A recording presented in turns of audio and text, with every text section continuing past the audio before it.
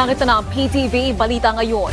Nanawagan ang Malacanang na maging mahinahon sa kabila ng plano ng ilang OFW at taga-suporta ni dating Pangulong Rodrigo Duterte na magsagawa ng Zero Remittance Week.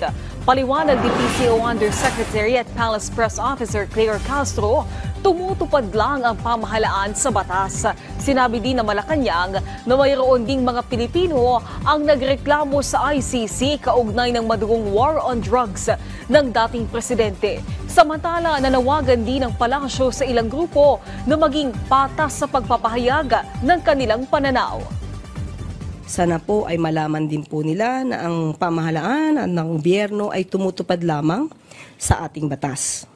At may mga Pilipino rin naman po na nagreklamo, nag-file ng complaint laban sa dating Pangulong Duterte.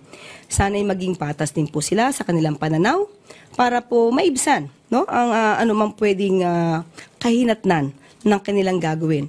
Pero siyempre po, kung hindi po sila magkakaroon at hindi sila magre-remit ng kanilang mga maaaring ipadala sa mga pamilya nila, hindi lamang po gobyerno maapektuhan, pati ang kanilang mga pamilya.